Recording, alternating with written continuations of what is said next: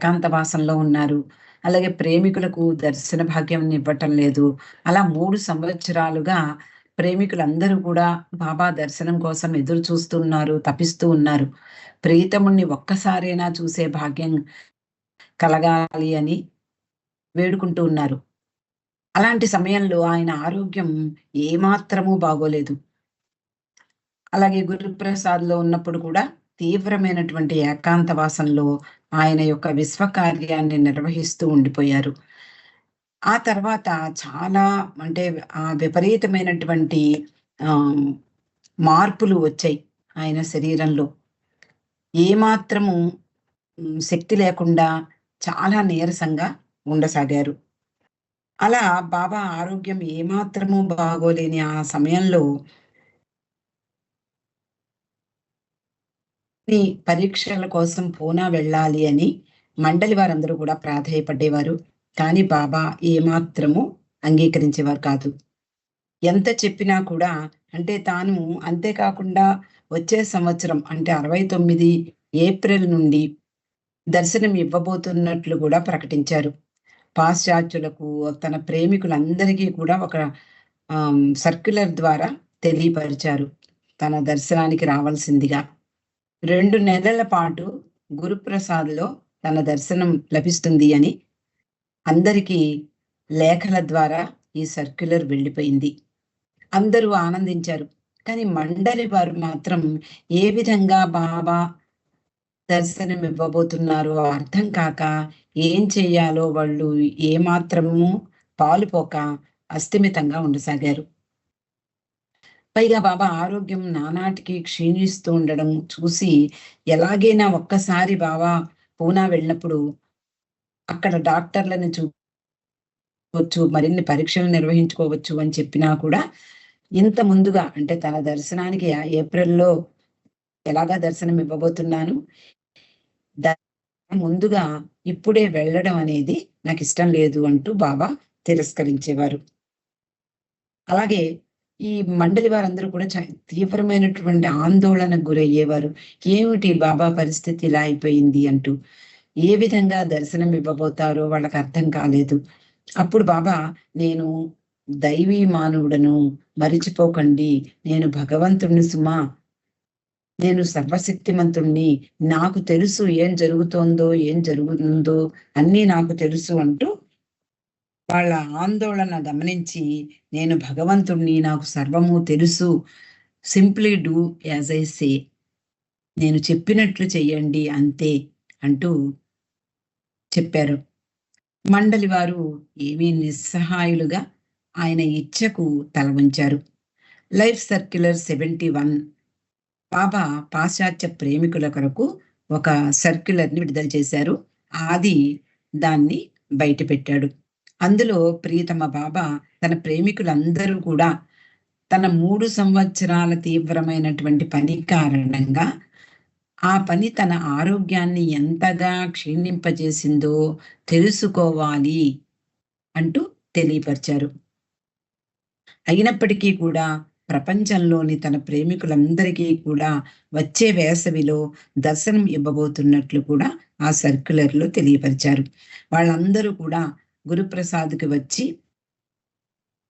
తన ప్రేమను స్వీకరించాలని అందులో కోరారు బాబా. దానికి పూనాలో గురుప్రసాద్ వేదికగా నిర్ణయింపబడింది.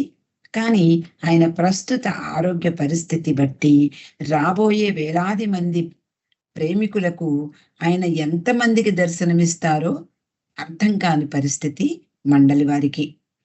కానీ దర్శనమైతే దొరుకుతుంది. ఖచ్చితంగా దర్శనం ఇవ్వబోతున్నారు అనే విషయం మాత్రం అందరికీ తెలుసు. అది ఎలా జరుగుతుంది, ఎలా ఇస్తారు అనేది మాత్రం ఎవ్వరికీ అంతు పట్టటం లేదు. ముఖ్యంగా మండలి వారికి. అంటే దూరంగా ఉన్నటువంటి ప్రేమికులకు, అలాగే పాశ్చాత్యులకు అందరికీ తెలుసు బాబా ఆరోగ్యం బాగోలేదు అని. కానీ బాబా తాను దర్శనమివ్వబోతున్నట్లు చెప్పినటువంటి విషయం విని అందరూ కూడా సంతోషించారు. అంటే అప్పటికి ఆరోగ్యం బాగుంటుంది అని అనుకున్నారు. కానీ రోజు బాబాని చూస్తున్నటువంటి మండలి వారు, స్త్రీలు కానీ, పురుషులు కానీ, ఏమిటి బాబా ఉద్దేశ్యం ఏమిటి? ఎందుకు ఇస్తారు? ఎలా ఇస్తారు? ఇరుచి ఏమిటి బాబా ఇలాంటి పరిస్థితుల్లో దర్శనం ఎలా ఇవ్వబోతున్నారు అని ఆహ్, తన సందేహాన్ని అడిగినప్పుడు బాబా నేను పడుకునిస్తాను, ఏమన్నా అభ్యంతరమా? ఇలా మాట్లాడసాగారు. ఎవరికి అభ్యంతరం ఉంటుంది బాబా? నేను నీ దర్శనం కోసమే తప్పించేటటువంటి ప్రేమికులందరికీ కూడా ఎలా దర్శనమిచ్చినా కూడా ఆనందదాయకమే అంటూ ఊరుకున్నాడు. అంటే అందరూ కూడా మండలి వారందరూ కూడా పాద్రి మొదలైన వాళ్ళు, బాబా ఇంక మేము పెద్దవాళ్ళం అయిపోతున్నాం, ముసలి వాళ్ళం అయిపోయాం. నీ ఆరోగ్యం ఇలా ఉంది. కానీ ఇంక ఈ షాప్ కట్టేస్తే బావుండును అని అన్నప్పుడు, "ఏమిటి మాట్లాడుతున్నావు? ఇప్పుడే షాపు ఓపెన్ అవుతోంది" అని చెప్పారు. ఎంత నర్మగర్భంగా బాబా చెప్పినటువంటి మెసేజెస్ ఉన్నాయో, ఇప్పుడు అంటే ఆ రోజుల్లో మండలి వారికి అర్థం కాకపోయినా, ఇప్పుడు మనకు అన్ని విషయాలు మనం అనేక పుస్తకాల ద్వారా తెలుసుకుంటున్నటువంటి మనకు, బాబా ఎందుకు అలా చెప్పారో, ఎలా చెప్పారో, ఎంత నర్మగర్భంగా చెప్పారో, తన యొక్క శరీర త్యాగం గురించి హ్మ్, మండలి వారిని హెచ్చరిస్తూ ఉన్నా కూడా వాళ్ళకి తెలియలేదు అని ఇప్పుడు మనకు అర్థమవుతూ ఉంటుంది. కాబట్టి ఈ తాను దర్శనమివ్వబోతున్నట్లు 71వ లైఫ్ సర్క్యులర్‌లో తెలియపరిచారు. కానీ ఈ దర్శనమనేది మౌనంలో ఉండగా చివరి దర్శనము అని కూడా ఒకసారి చెప్పారట. ప్రపంచానికి ఇవ్వబోయే అంటే మౌనం విరమిస్తాను అని ఎన్నో సార్లు ప్రకటించారు. అలా మౌనం విరమించినప్పుడు వర్డ్ ఆఫ్ వర్డ్స్ అంటే మాటలకెల్లా ఒక గొప్ప మాట. ఆ మాట వెలువడుతుంది. అది నిజానికి ఎవరికి వినపడుతుందిట? హృదయాలను తెరిచి బాబా కోసం తప్పించే వాళ్లకు నేరుగా హృదయాలను తాకుతుంది ఆ మాట. అంతేకాని హ్మ్, ప్రవచనాలు చెప్పడానికో, లేదా తోటి మాట్లాడడానికో నేను మౌనం విరమించటం లేదు అని కూడా బాబా చాలా సార్లు చెప్పారు. అయితే మళ్ళీ మండలి వారికి బాబా ఏం చెప్పారంటే, ఇది మౌనంలో ఇవ్వబోతున్న చివరి దర్శనం కాదు. అలాగే ఇది అసమానమైనది, దేనికి సాటి రానిది, అపూర్వమైనది అని చెప్పారు. అటువంటిది అద్భుత దర్శనానికై పాశ్చాత్యులు మొదటి వారంలో రావడానికి 250 మంది సంతకాలు చేశారట. అంటే 250 మంది రిజిస్టర్ అయ్యారు. మొట్టమొదటి వారంలో పాశ్చాత్యులు రావడానికి. ఇలా మా మండలి వారికి మాత్రం బాబా ఈ దర్శనం అనేది అసమానమైనది, అద్భుతమైనది అంటూ బాబా చెప్పడం జరిగింది. అలాగే ప్రేమికులు గత కొన్ని సంవత్సరాలుగా అంటే అంతకు ముందుతో కంపేర్ చేస్తే గత 3 సంవత్సరాలుగా మండలి వారందరికీ తెలిసిన విషయం ఏమిటి అంటే, బాబా ప్రేమికులు అనేక మంది పెరిగిపోయారు. ప్రేమిక కుటుంబాలు అనేక మంది బాబా దర్శనం కోసం తపిస్తూ ఉన్నారు. కాబట్టి వాళ్ళందరికీ ఆ దర్శనం అద్భుతమైనది అంటూ చెప్పారు. ఇంటికి రావాలని అంటే తల్లిదండ్రుల ఇంటికి రావాలని పిల్లలందరూ కూడా ఎప్పుడూ ఆలోచిస్తూ ఉంటారు. ఏమాత్రం సందు దొరికినా తల్లిదండ్రుల దగ్గరికి రావాలని తపిస్తూ ఉంటారు. అలాగే బాబా ప్రేమికులందరూ కూడా తండ్రి అయినటువంటి ప్రియతముడు మెహర్ బాబా దగ్గరికి రావాలని తపిస్తూ ఉన్నారు. అలా వాళ్ళందరూ చాలా కాలంగా వేచి ఉన్నటువంటి వాళ్ళందరికీ ఇప్పుడు గురుప్రసాద్ తలుపులు తెరవబడుతున్నట్టు మణి రాస్తోంది. ఈ మణి రాసినటువంటి ఈ ఉత్తరంలో మణి వాళ్ళందరికీ చెప్తోంది. తర్వాతి ఉత్తరం ఎలా ఉంటుందో నాకు తెలీదు. అంటే బాబా ఆరోగ్య పరిస్థితి ఇలా ఉంది. ఒక ప్రక్కన దర్శనం ఇవ్వబోతున్నారు. వాటికి ఎలాంటి ప్రిపరేషన్స్ చేయాలో ఎవరికీ ఇంకా అంతు పట్టటం లేదు. అంటూ వాళ్ళకి రాస్తోంది. తర్వాతి రాసేటటువంటి ఉత్తరం ఎలా ఉంటుందో నాకు తెలీదు. కనీసం దర్శనానికి ముందు నేను రాయగలగటము అనేది కుదరకపోవచ్చు. ఒకవేళ ఇలాంటి సర్క్యులర్ మరొకటి బాబా విడుదల చేస్తే తప్పనిసరిగా మీకందరికీ నా ఉత్తరం ద్వారా అందుతుంది అని ఆవిడ రాసింది. అలాగే ఆమె ఉత్తరంలో బాబా 75వ జన్మదినోత్సవ సందేశాన్ని ముందరే చెప్పారు బాబా. తన 75వ జన్మదినోత్సవాన్ని ఫిబ్రవరి 25వ తేదీ అని కూడా బాబా చెప్పారు. అంతకుముందు బాబా ఎప్పుడు కూడా జొరాస్ట్రియన్ క్యాలెండర్ల ప్రకారము అనేక సంవత్సరాలు ఆయన జన్మదినాన్ని జరుపుకునేవారు. మెహరాబాదు, నాసిక్, మెహరాజాద్ ఇలా. కానీ 25 అంటే బాబా మన ఆంధ్ర వచ్చినప్పుడు కూడా 25నే షష్ఠి పూర్తి జరిగింది. కానీ 1969 ఫిబ్రవరి 25వ తేదీ తన జన్మదినోత్సవాన్ని పురస్కరించుకుని ఆయన ఒక సందేశాన్ని ఇచ్చారు. ఆ సందేశాన్ని మణి తన ఉత్తరంలో పొందుపరిచింది. అందులో బాబా ఏమంటున్నారు అంటే, నేనేదో మీ అందరికీ ఇవ్వబోతానని, అంటే బాబాని ఎందుకు, అంటే ఒక భగవంతుడిని ఎందుకు ప్రజలందరూ కూడా కొలుస్తారు, వేడుకుంటారు అంటే మోక్షం కావాలనో, సుఖాలు కావాలనో, ఆనందం కావాలనో, లేదా వాళ్ళ కోరికలు తీరాలనో, ఇలా అనేక మంది భగవంతుణ్ణి కొలుస్తూ ఉంటారు. అలాగే బాబా దగ్గర వచ్చినటువంటి వాళ్ళు అనేక మంది తెలియని వాళ్ళు, అంటే బాబా గురించి తెలియని వాళ్ళు అడుగుతూ ఉంటారు మనల్ని కూడా, ఇప్పటికీ కూడా ఏమిస్తాడు మీ బాబా అంటూ. కానీ బాబా కోరికలతో నా దగ్గరికి రాకండి అన్నారు. అయినా సరే మామూలుగా కొంతమంది ఆశించవచ్చు బాబా దగ్గర నుండి. అంటే మోక్షం ఇస్తారు, లేకపోతే నేను ప్రేమిస్తాను అని చెప్పారు. ఇలా అనేక మంది ఆశించవచ్చు. అందువలన బాబా ఖచ్చితంగా చెప్తున్నారు. నేనేదో ఇవ్వవచ్చని ఆశించి నన్ను ప్రేమించడం కాదు అంటున్నారు. అంటే ప్రేమించమంటారు కదా బాబా, కాబట్టి మనం ప్రేమిస్తున్నాం కదా! కానీ ప్రేమిస్తే బాబా దగ్గర నుండి ఏదో ఒకటి లభ్యమవుతుంది గదా అని మీరు ఆశించవద్దు అని ఖచ్చితంగా చెప్తున్నారు. నా కొరకు దేన్నైనా త్యాగం చెయ్యడం అంటే బాబా కోసం ఇది చేశాను, బాబా కోసం ఇది వదిలేశాను అని ఎవరైనా మనలో అనుకుంటే బాబా చెప్తున్నారు, నా కొరకు దేన్నైనా త్యాగం చెయ్యడం అవి గుడ్డివాడు తన కళ్ళను దానం చేయడమే అవుతుంది. గుడ్డివాడు తన కళ్ళని దానం చేసినా ఒకటి, చెయ్యకపోయినా ఒకటి, అవెందుకు పనికిరానివి. మరొకళ్ళకి కళ్ళు దానం చేసినంత మాత్రాన ఆ కళ్ళు పెడితే చూపు రాదు కదా! కాబట్టి బాబా కోసం చేసే త్యాగం ఎలాంటిదో బాబా చెప్తున్నారు. ఒక గుడ్డివాడు కళ్ళను దానం చేస్తే దానివల్ల ఉపయోగం లేదు. కాబట్టి నా కోసం ఏదో త్యాగం చేశాము అని మీరు చెప్పుకుంటే దానివల్ల ఏమాత్రం ఉపయోగం లేదు అని చెప్తున్నారు. నేను దివ్య ప్రీతముడను, ప్రేమార్హుడను. ఎందుకంటే నేనే ప్రేమను. ఆయన ప్రేమ ముద్ద. ఆ ప్రేమ స్వరూపమైన అటువంటి దివ్య ప్రీతముడైనటువంటి ఆయనను ఏ వాంఛ లేకుండా, ఎటువంటి కోరిక లేకుండా, ఏదో బాబా దగ్గర నుండి లభిస్తుందని ఆశించకుండా ప్రేమించడమే నిజమైనటువంటి ప్రేమ. నా అభీష్టాన్ని అనుసరించి నన్ను ఎవరు ప్రేమిస్తారో వారు ఆంతరంగిక అపరిమితమైనటువంటి జ్ఞానం అనుగ్రహింపబడతారు. అంటే వాళ్ళకి అనంతమైనటువంటి జ్ఞానం, ఆంతరంగికమైనటువంటి జ్ఞానం. జ్ఞానము అంటే ఈ ప్రపంచాన్ని చదివేటటువంటి డిగ్రీలు కాదు. ఆంతరంగికంగా అపరిమితమైనటువంటి జ్ఞానం పొందబడతారు అందరూ కూడా. ఎవరైతే బాబా యొక్క అభీష్టాన్ని అనుసరించి ప్రేమించిన వాళ్ళకి అందుతుంది అని చెప్తున్నారు. వారు నన్నుగా దర్శించగలరు.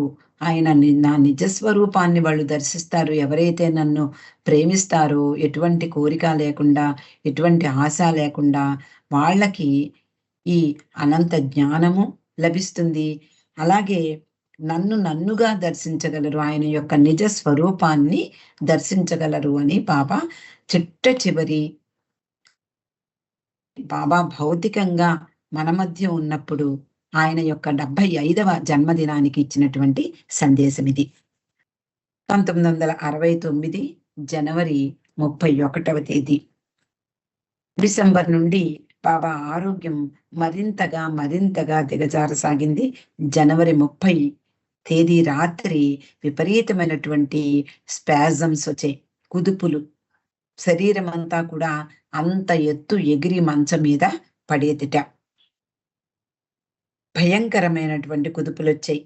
ప్రజా మండలి వారందరూ, పురుష మండలి వారు ముఖ్యంగా అందరూ బాబా చుట్టూనే ఉన్నారు.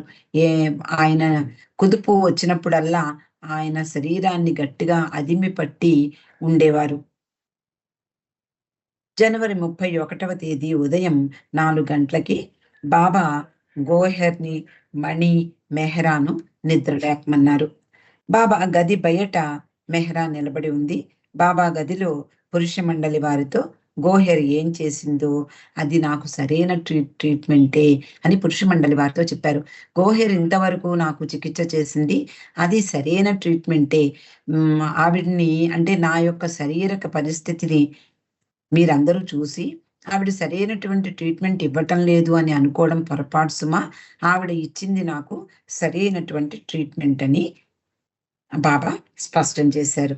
తర్వాత మెహ్రా, అలాగే మణి అందరినీ బాబా లోపలికి పిలిచారు. వారందరూ లోపలికొచ్చారు. మెహ్రా బాబా ముఖం కడిగి గెడ్డం శుభ్రం చేసింది. ఊపిరి సులువుగా తీసుకోలేకపోతున్నారు బాబా. అది చూసి మణి, బాబా మరో డాక్టర్‌ని పిలవమంటారా అని అడిగింది. బాబా అక్కర్లేదు అని చెప్పారు. అలాగే ఆ రోజు డేట్ ఏమిటి అని అడిగారు. ఈ రోజు తారీఖేమిటి అని మణిని అడిగారు. మణి 31 అని చెప్పింది. బాబా ఈ 31 ఈ రోజు నా శిలువ వేత రోజు. నేనెలా బాధను అనుభవిస్తున్నాను మీరెవ్వరికీ తెలీదు. అయినా నేను మరో 7 రోజులు బాధపడాలి. ఇక్కడ మనకి మణి చెప్పినటువంటి విషయం, మణికి డైరెక్ట్‌గా బాబా చెప్పినటువంటి విషయం ఇది. 31 ఈ రోజు అంటే, ఈ రోజు నా శిలువ వేత నా శిలువ వేత రోజు. అలాగే నేను నా బాధ అనుభవాన్ని మీరెవ్వరూ గ్రహించలేరు అని చెప్తూ, మరో 7 రోజులు అంటే బాబా శరీరాన్ని పూర్తిగా ఆహ్, టూంబ్‌లో ఇంటర్న్ చేసే వరకు అంటే 7 రోజులు. ఆ 7 రోజుల గురించి కూడా బాబా హింట్ ఇచ్చారు. 7 రోజులు సఫర్ అవ్వాలి అని. ఒక గంట తర్వాత స్త్రీలు లోపలికి వెళ్లారు. పురుషులు లోపలికి వచ్చారు. స్త్రీలు బయటికి వెళ్ళిపోయారు. పురుషులు లోపలికొచ్చారు. ఆ సమయంలో బాబా మెహ్రాకు మణి ద్వారా ఒక సందేశం పంపించారు.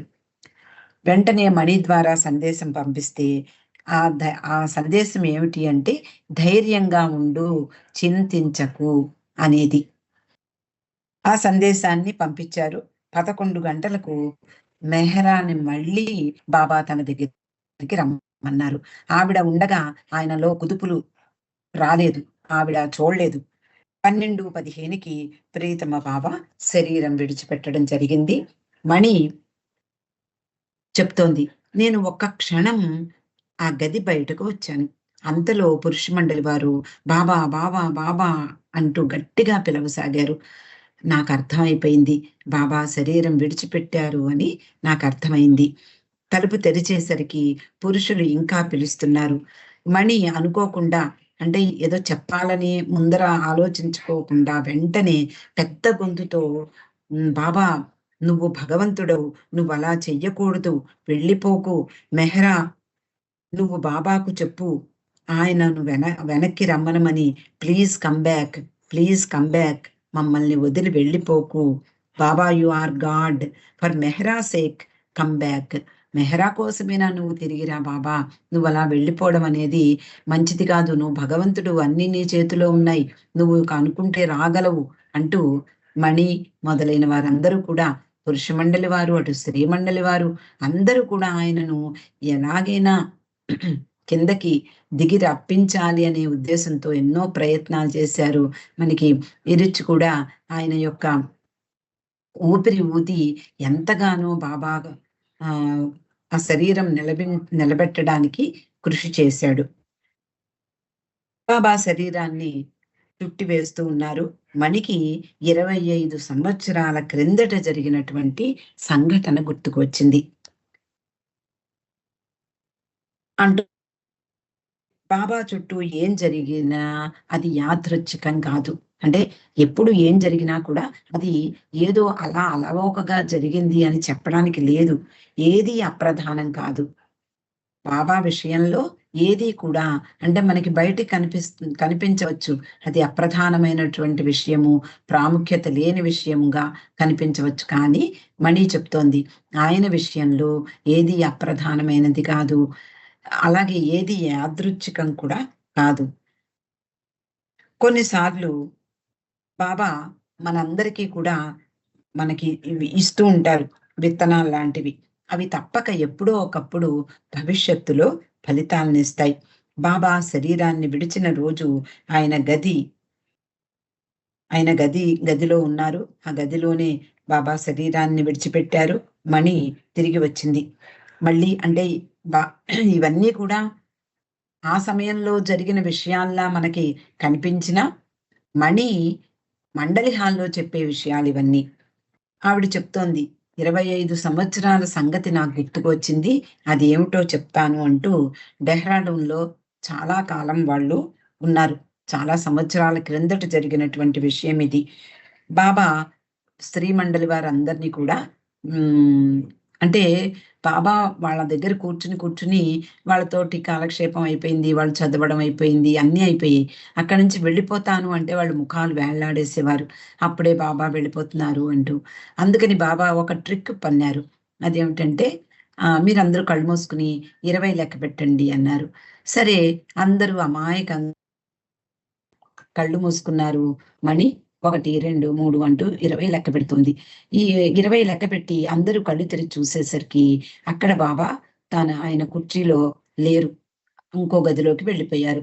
అంటే తమాషాగా వాళ్ళని మోసం చేస్తున్నట్లు తెలియకుండానే వాళ్ళ యొక్క వాళ్ళు వాళ్ళ మొహాలు వేళ్లాడేసుకుంటే బాబా దాన్ని చూడలేక తమాషాలు చేస్తూ ఉండేవారు. అలాగే హ్మ్. సహవాస్ కార్యక్రమాల్లో కూడా నేను 5:30కి వెళ్ళిపోవాలి బాబా. కానీ ఈరోజు 5 గంటలకే వెళ్ళిపోతాను అంటే వద్దు, వద్దు, వద్దు అంటూ సహవాసీలందరూ కూడా గట్టిగా గొడవ పడడం మొదలెట్టారు. సరే పోన్లెండి నేను 5కి వెళ్ళను అంటే అందరూ సంబరపడిపోయారు. ఓహో! బాబా మన మాట విన్నారు. 5:30కే వెడతారన్నమాట అని. కానీ పావు తక్కువ 5కి వెళ్ళిపోతాను అన్నారు. అంటే వాళ్ళని నొప్పించలేక బాబా చేసేటటువంటి చమత్కారం. ఆ రోజు వీళ్ళందరూ కూడా బాబా డెహ్రాడూన్‌లో ఉండగా ఇలా ఆహ్, తమాషా చేయడం అందరికీ ఆనందాన్ని కలిగించింది. బాబా చూసావా ఎలా చేశారు అంటూ ఎంతో మురిపంగా వాళ్ళు ఆ రోజు సంఘటనని గుర్తు చేసుకునేవారు. ఎంజాయ్ చేసేవారు. పూర్తిగా ఆనాటి సంఘటన మర్చిపోయారు. బాబాతో గడిచిన జీవితంలో అదొక చిన్న సంఘటన మాత్రమే. కానీ అది తర్వాతి కాలంలో మణికి ఎందుకు గుర్తుకొచ్చింది? ఇలా చెప్పకుండా వెళ్ళిపోయారు ఆ రోజు. అంటే భౌతికంగా వాళ్ళ మధ్యలో ఉన్నప్పటికీ కూడా పక్క గదిలోకి వెళ్లారు. కానీ ఇప్పుడు మాత్రం ఆయన జనవరి 31, 1969వ సంవత్సరం ఆయన భౌతికంగా మన మధ్య నుండి వెళ్ళిపోవడం జరిగింది. అందరూ కూడా ఆ గదిలో ఉన్నారు. బాబా తన రూపాన్ని వదిలిపెట్టి వెళ్లారని అందరూ గ్రహించారు. ఆ సంఘటన అంటే అంతకు ముందు జరిగినటువంటి సంఘటన తిరిగి వచ్చింది. అంటే ఏమీ చెప్పకుండా ఆయన వెళ్ళిపోవడం జరిగింది. మణి మాత్రం "మళ్ళీ అదే పని చేశావు బాబా. మా కళ్ళు మూసుకునేలా చేశావు. అప్పుడు కళ్ళు మూసుకొని లెక్క పెట్టమన్నావు. ఇప్పుడు మా కళ్ళన్నీ కూడా మాయ చేత మూతపడిపోయి ఉన్నాయి. అలాంటి సందర్భంలో నువ్వు వెళ్ళిపోయావు. ఆ రోజులాగే చేశావు" అంటూ మణి ఆ రోజు విషయాన్ని గుర్తుకు చేసుకొని చెప్తోంది. 'మెహ్రా మెహర్‌లో' కూడా బాబా శరీరం వదిలిపెట్టడం అనే ఆ సంఘటన హృదయాలను వేస్తూ ఉంటుంది. మండలి వారికి నిజానికి ఆయన్ను పోగొట్టుకోవడం ఎవ్వరికీ ఇష్టం లేదు. అందులో అకస్మాత్తుగా అలా వెళ్ళిపోవడం అనేది వాళ్ళు జీర్ణించుకోలేకపోయారు. తర్వాత మణి మార్చిలో వరకు అంటే తర్వాత మార్చి వరకు ఫ్యామిలీ లెటర్ రాయలేదు. బాబా సందేశంతో ప్రారంభించింది ఆ ఫ్యామిలీ లెటర్‌ని. ఇక్కడికి ఈరోజు ఆపుకుందామండి. అవతార్ మెహర్ బాబా కీ జై. జై బాబా అండి. లక్ష్మి